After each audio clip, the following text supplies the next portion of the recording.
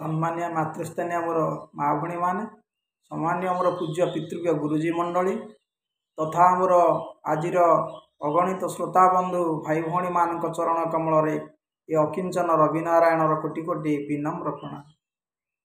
आज ओडिया भागवत श्रेष्ठ पूजारी चिरनमस्य भक्त जगन्नाथ दासंकर गोटे उक्ति को जी कि अंगिली भाव कथावस्तु मध्य आपण मान पाखे रखुच्छे।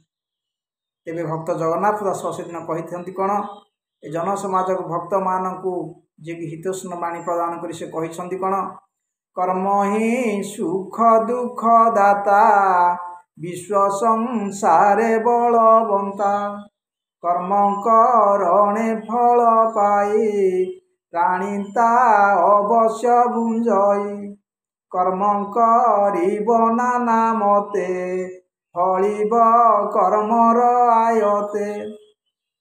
तेबे हे मोर अगणित श्रोता बंधु भाई भौणी माने ओडिया भागवतर श्रेष्ठ पूजारी चिरनमस्य भक्त जगन्नाथ दास से दिन भक्त मानकर मंगल कामना करी विश्वर मंगल कामना करी सकल अगणित भक्त बंधु भाई भौणी मान को सतेजना दे कही हे प्राणी हे मोर भक्त बंधु भाई भौणी माने जगत रे आम पाई सबुठारु श्रेष्ठ होउछि कर्म।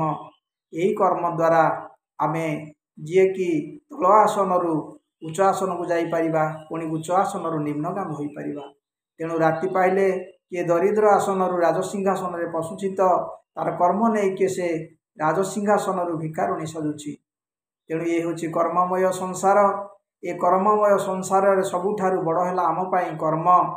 जी कि सेही लीलामय भगवान परम ब्रह्म दिने ये 56 कोटी जीव मानक मध्य तार भक्त श्रेष्ठ मानव उपरे जी कि अति संतुष्ट हो से दिन कहते कौन ना कर्म करणे फल पाई प्राणीता अवश्य भुंजई कर्म करिब नाना मते फलिब कर्मर आयते। तेबे हे मोर भक्त बंधु भाई भौणी माने तुमे माने जदि उत्तम कर्तव्य करिब सेही कर्मर फल को नहीं तुमे ही निजर भविष्यत विद्या तैयारी करिवो। तेणु आमर भाग्य है आमर कौन आमर जो कर्मर फल। तेणु वर्तमान जदि तुम्हें उत्तम कर सुकर्म कर से सुकर्म को नहीं तुम जीवन रे पुण्यमय पथरे तुम्हें पहुँची पारी निर्वाणत्व लाभ कर।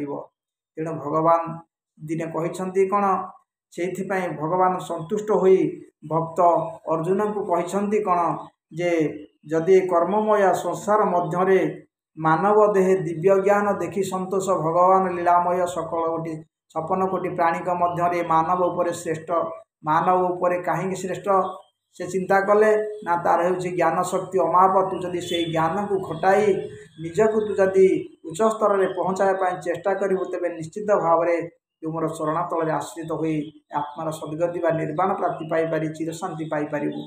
कहीं आमर पूरा शास्त्र कहूँ संसारे जीव जेते नित्य भुंजंती सुखे न थाई काल भय चिते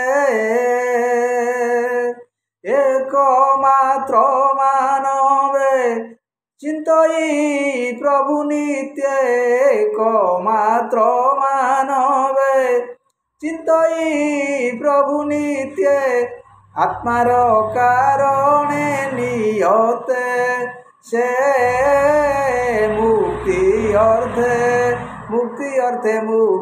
अर्थे चिंतिला मुकिए जगते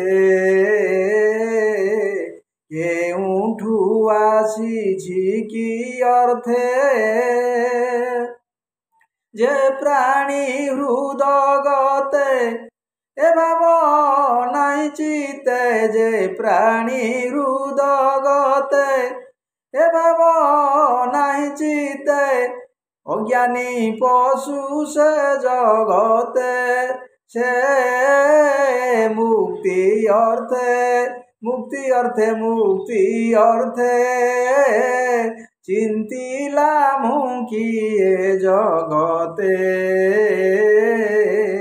केउठु आसीछि कि अर्थे। तेणु लीलामय परम ब्रह्म ए भक्त मानव उपरे जी कि अति संतोष लाभ करिसेंती काहेकि ना ए ज्ञान रत्न पाए। तेणु हे मोर अगणित श्रोता बंधु भाई भौणी माने, हे मोर भक्त बंधु भाई भौणी माने, आमे जदि भक्तर आमे जदि श्रेष्ठ ज्ञानर अधिकारी से श्रेष्ठर ज्ञान को जो परिमार्जित करी ए अंधकार को दूरीभूत करी ज्ञान आलोकरे निजे आमे आलोकित होगा संगे संगे चिर शांति लाभ करने संगे संगे ए विश्व को शांति लाभ करने ए विश्व को आज शांति एतिकी कामना देश आज सकल भाई बंधु मोर भक्त बंधु भाई भौणी मान चरण में अकिंचन रविनारायण गोटे विनम्र प्रणाम।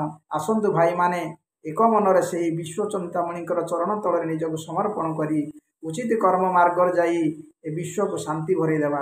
एति कही आपन पाखरे नीरव रहूछि। नमस्कार।